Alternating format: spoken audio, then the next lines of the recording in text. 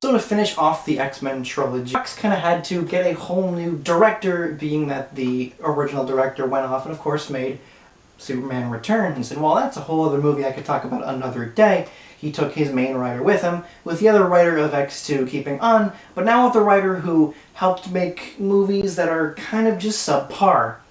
Simon Kinberg is okay, but he's never really made a good movie, and he's kind of went to producing since.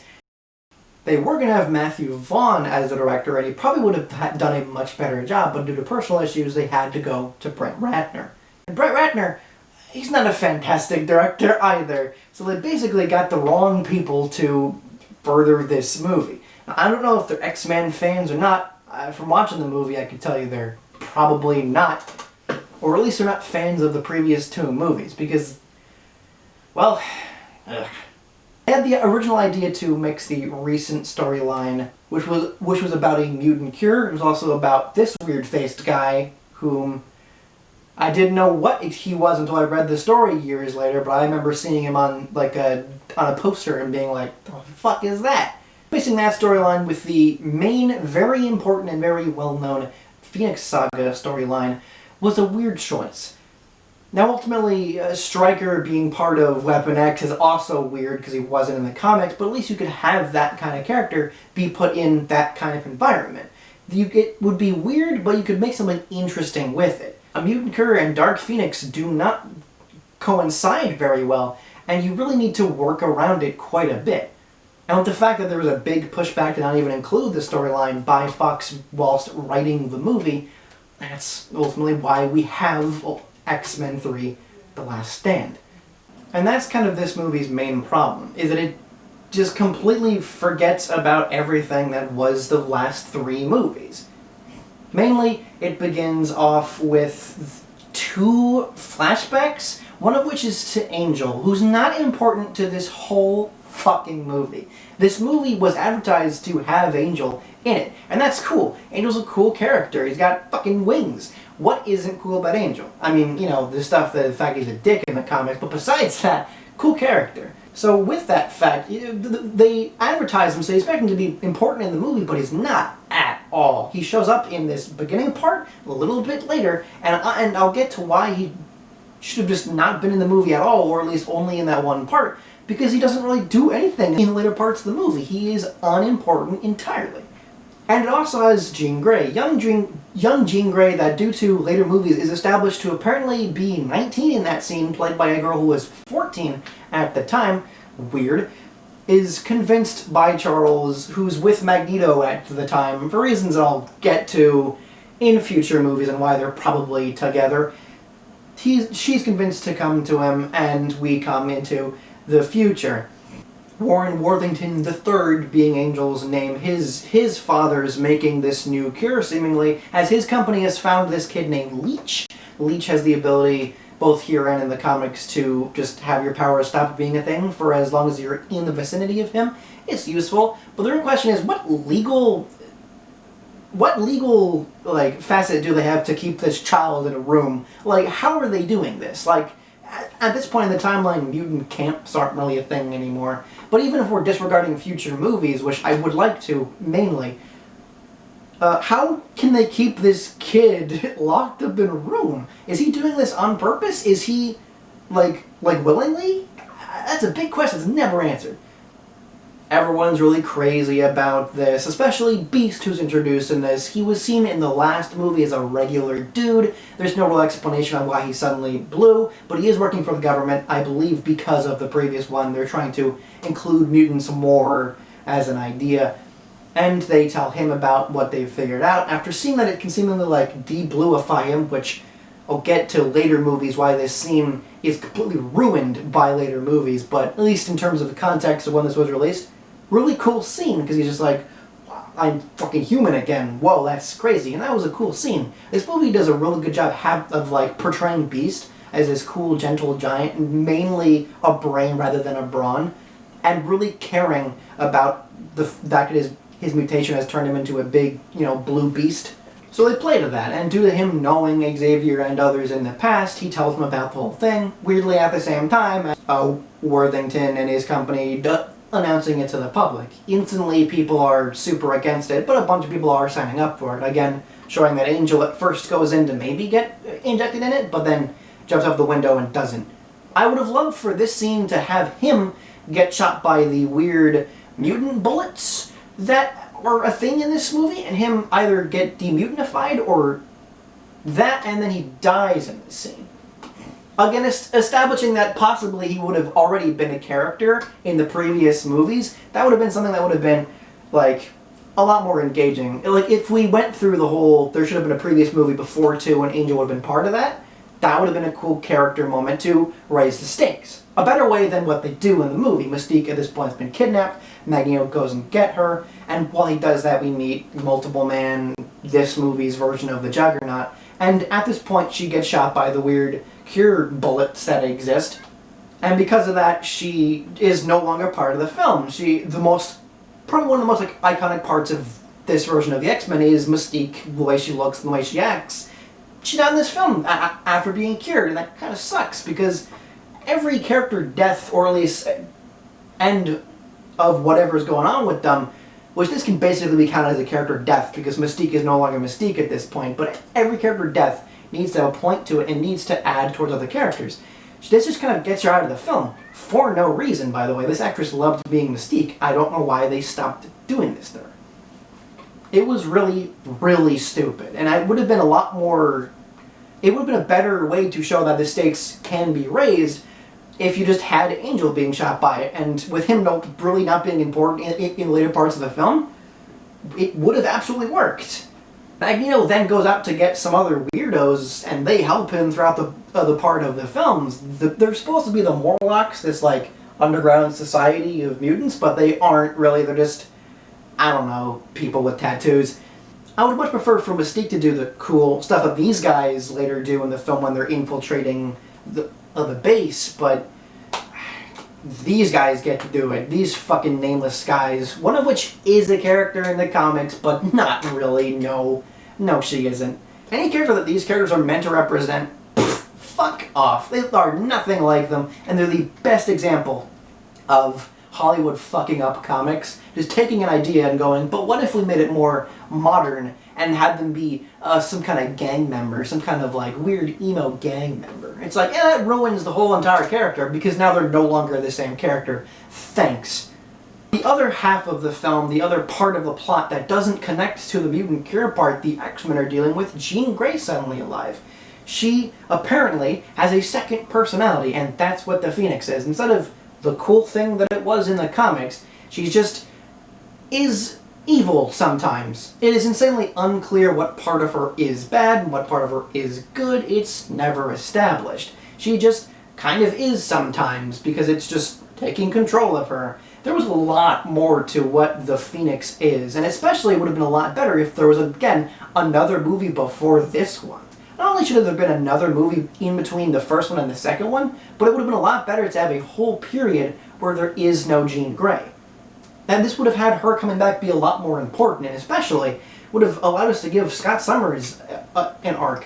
He gets no arc throughout the last two films, and it would have been so much more interesting for him to not just get killed off immediately because the producers couldn't use him all the time because he was also on Superman Returns, and because he wasn't as popular as Wolverine. Now this forces Wolverine to have the arc that Scott should have had the whole time. It would have been so much more powerful for Scott to do the things that Wolverine does. He would have gotten his ass beat, and it wouldn't have been as cool as Wolverine to get stabbed and be like, ain't nothing.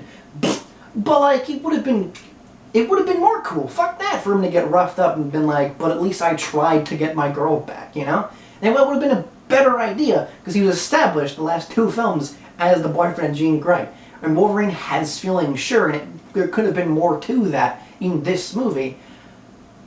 But, no, they just kill him here, because we can't use him as much as we'd want to. Like, fuck off.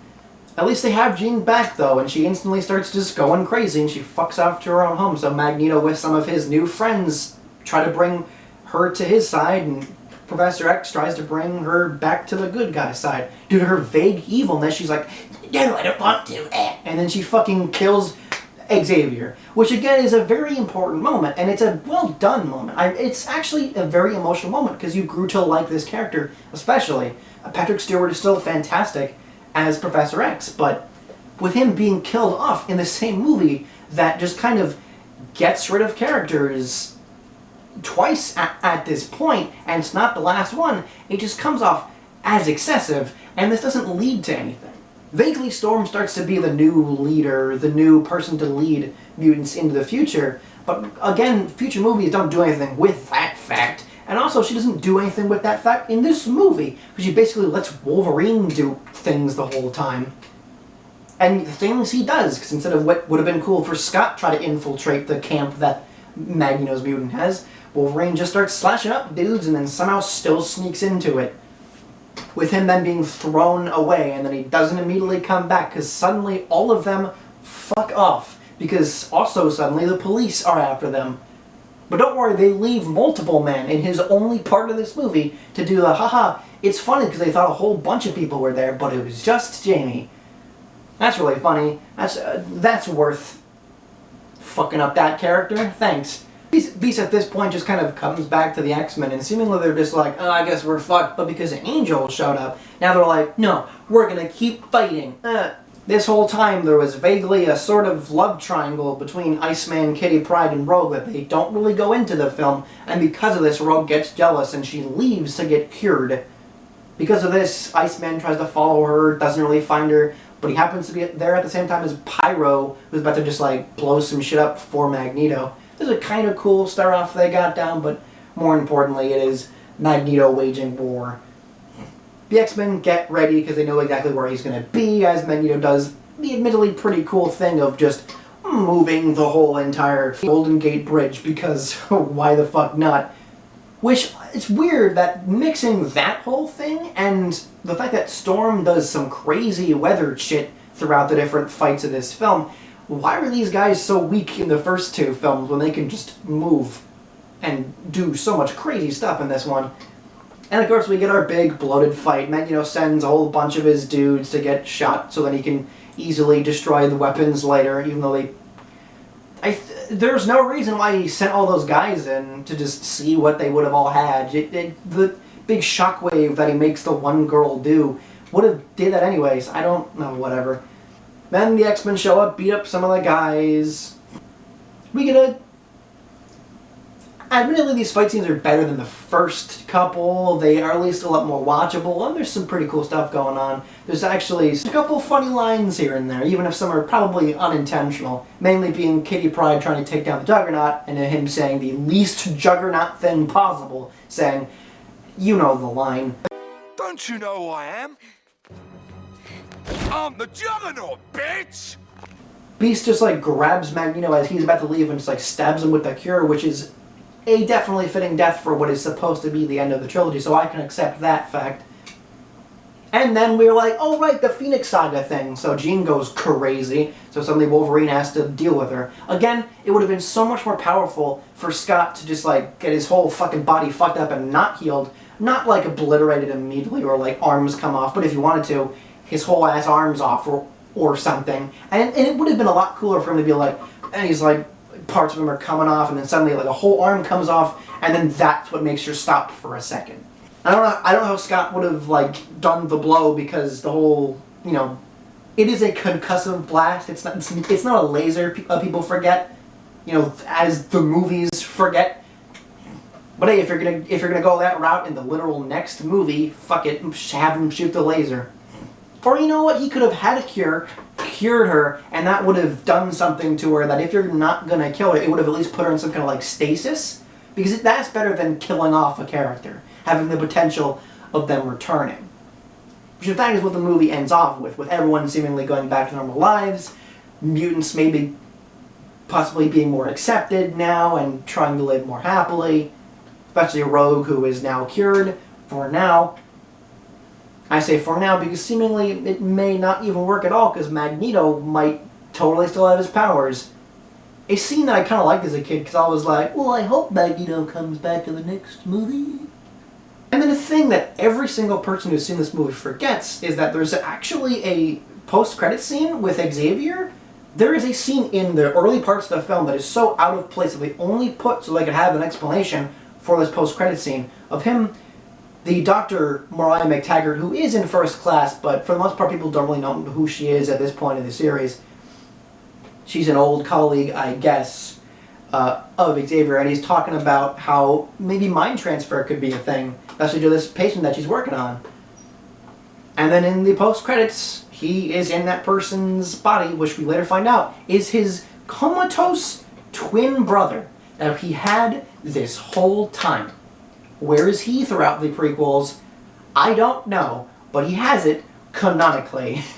Not making that shit up. All of that feels so incredibly segmented throughout the whole film. They just feel like they go from the Dark Phoenix plot to the Cure plot. Bam, bam, bam, bam. And it's worse because the fucking love triangle thing and angel stuff also feel like their whole own other thing. And it doesn't feel the way it does in the previous one, where it feels like different parts of the plot they're gonna meet later. Like a Star Wars 5 kind of thing, or like how a team movie should be. It feels like you're focusing on two separate movies at once with a weird in-between thing. I don't learn anything about these characters. They don't grow as characters. In fact, they regress, and that's the main fucking problem with this fucking movie. They kill off Mystique without actually killing her off. They kill off Xavier without actually killing him off for no good reason. And again, it feels excessive because they had previously killed off Scott, who they had given no character development and had basically regressed to a douchebag at the beginning of the film to then kill him off, so that comes of nothing. And due to the fact that they now have to segue Wolverine into caring about her the most, anything that he had in terms of learning who he was and caring about other characters, totally, completely gone now. He is entirely, I love Jean Grey, and that's my whole character. And Jean Grey, she's nothing. She has no character in this film. She just whispers and is vaguely evil. And I would have been fine with the idea of her going through the dark side, but it's a lot more complicated in the original whole storyline. It's especially complicated because the point of the Phoenix Saga is to see this character who's seemingly innocent and has no real bad side to her suddenly be this big problem. If you want to reduce it to a movie, you gotta do it a certain way, and having her be vaguely evil the whole time is so dumb. And again, I could be fine with a dark side to her, but she needs to have a motivation. She just does things to have things get done. She gives no reason on why she's acting the way she is.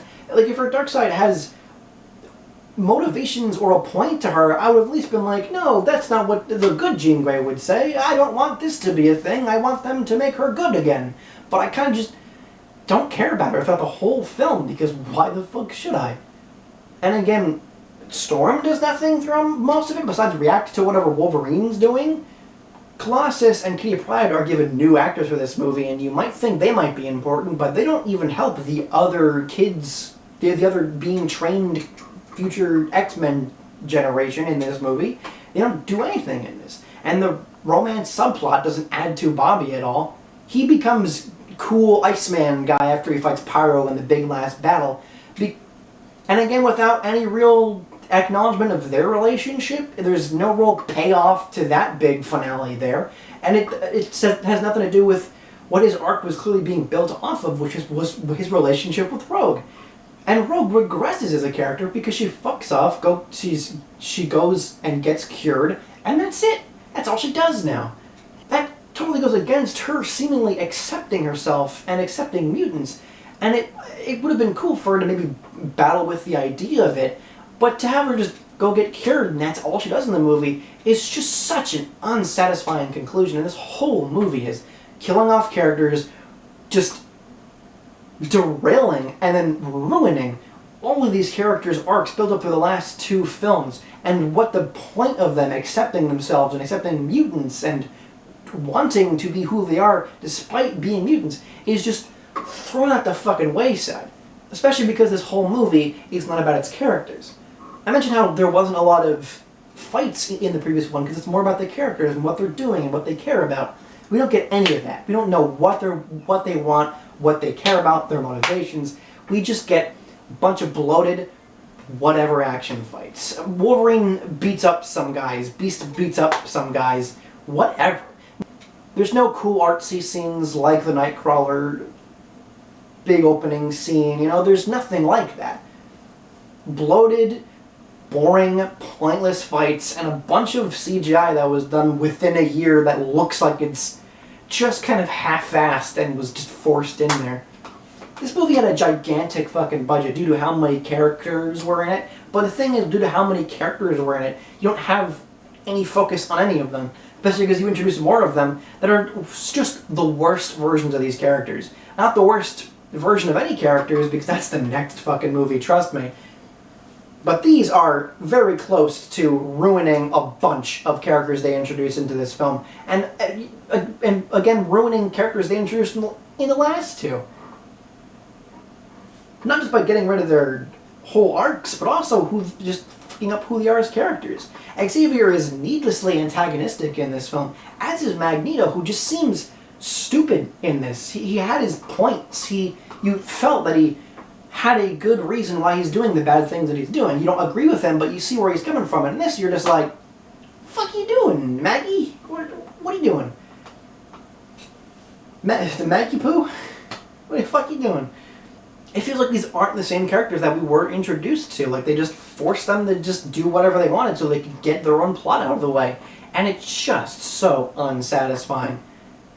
It's a clunky, just unwatchable fucking mess of a movie that's so unfortunate because it begins off really well. I don't like the fact that they had 2 flashback scenes, but when you bring in these characters, you're like, okay, what's happening? Mutant Cure, Phoenix, how are they going to incorporate these two?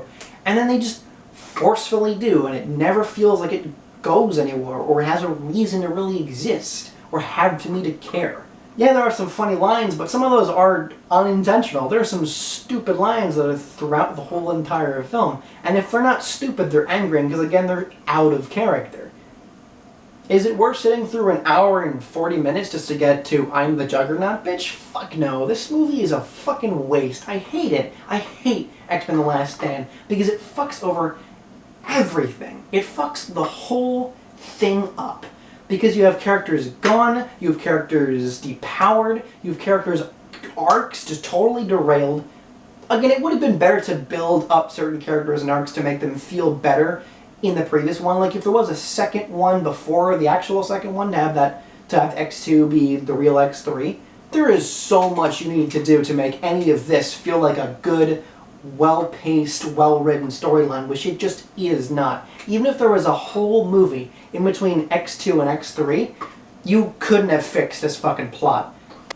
And because it fucks up the whole entire build-up to a cool X-Men team, especially because it doesn't even have Nightcrawler, because he apparently wanted to leave. That's what the game released in between these two movies said. Which, by the way, is apparently canon. I might make a timeline video, so we'll talk about that another time. It's a good game, more or less. Yes. But I don't need a fucking game telling me that they just didn't want to include Nightcrawler because they wanted more time with their new emo OCs. Fuck you, Brett Ratner. Eat shit. This is a fucking garbage pile of a fucking movie. Were the last 2 movies perfect? No. Did they fully utilize these characters to their best capacity? No, but they got damn near close, and they were starting to really figure out what the X-Men were supposed to be. X2 is still what I feel to be what the X-Men movie should be, and this is not a good follow-up. There was very clearly not going to be this is the end. There was going to be more X-Men films after this. I don't know why they wanted to force a conclusion into this and force the Dark Phoenix into this. They needed to wait. They needed to wait a lot more. And especially wait to at least get your actor of a major character on so you don't just kill him immediately. Fuck you. One of the biggest lines I want to fucking pay attention to is when Xavier is explaining what's happening with Jean. And it's not even one line, but that whole scene where he's explaining that Jean is dangerous. I'm putting mental locks on her. I don't see how that's a problem. Maybe Wolverine wouldn't exactly like the idea, but he just takes full offense to the idea, which again would have been more fine if Cyclops was saying it, and in fact would have been even better for him to be like, "I've trusted you my whole life, my mentor. I didn't know you were this fucked up." But honestly, it would have still been dumb for him to take just as much offense as either character would have. I was just like, "You're fucking evil, Xavier." It's like, no, he isn't. He's keeping evil side to her down. How's that a problem? And it's worsened by the fact that Xavier's like, I don't need to explain myself just to you. It's just like, why are you being a dick? Why is Xavier a dick in this? And you know what, these characters aren't ruined for me, because I could explain away these things in some kind of fan theory, especially because we do see them in later films, and we can be like, it's because of... But in terms of this film being a film, I know that they made these decisions consciously without any knowledge of there being any other thing to help explain this. They made these characters into a different character in terms of context of this fucking film. Fuck it. And even with context of other parts of this film that help make these characters not the worst thing of all time, which I'm assuming that Xavier and Magneto were just a little bit dumb because of the pressure, and there again was a build-up for Wolverine liking Jean Grey, so whatever. But even despite that, even despite context from other films slightly helping this film make a little bit more sense, it's still badly paced, badly written, and fucks up the whole momentum of what was being built up in the last whole film, which then had the rest of the films now need to play catch up and clean up, which totally derailed everything that could have easily been a great franchise. I absolutely hate this movie because it is such a... It's not only a bad film, but it's because of what it did, and that's the reason I really fucking hate this film. I really don't like this film, and I would love to rate it quite low, but I can't because its effects again are still fine. They feel like they were just rushed out, but they're not awful. For the budget definitely helped with that. And again, the action scenes aren't too bad. They are well shot and well choreographed, even if the characters that are in it aren't really interesting. I don't feel the acting's bad. I feel like the writing's not great because there's some stupid lines, but the acting's perfectly fine. And again, they have some, and the way they do Beast in this is the best of the series. And you know what? Costumes are really cool. Again, especially Beast. He looks like Beast, and all the characters' outfits look a lot better than they used to. Especially at this point, they made more sense to the characters looking that way in the comics. And hey, they have Colossus throw Wolverine, so at least there's that. Angel's wings look pretty cool, and even though he's not important in the film, at least he was in it. And you know what? Even though this, despite being entirely pointless, that multiple man scene was kind of funny. Again, the characters get completely fucked up by the writing, but I feel like not the actors, who still portray them very, very well. It's just unfortunately who they're portraying has kind of gotten fucked up by the script. I would give this a medium, but right near a medium rare, like a half-star kind of thing, you know? Right near medium rare. If it weren't a pretty-looking movie that at least I could sit down and watch without dying physically, I do get pretty fucking close, because I do get pretty heated while watching this movie. Next, though, is a movie that will absolutely be getting a lower rating, just saying that now, because it's even worse in every capacity. X-Men Origins Wolverine. Can't fucking wait. Until then, I've been the Movie-a-Thonner. I hope you enjoyed the review. I had to do this on a fucking 3DS SD card because my other one broke for some reason, but I did get it out, so that's what's important. Do you think X3 is as bad as it is? I would recommend rewatching it because it is. But hey, if you don't or you do, leave that stuff in the comments. I'd love to hear about it. More importantly, stay good, stay safe, and don't be Brett Ratner.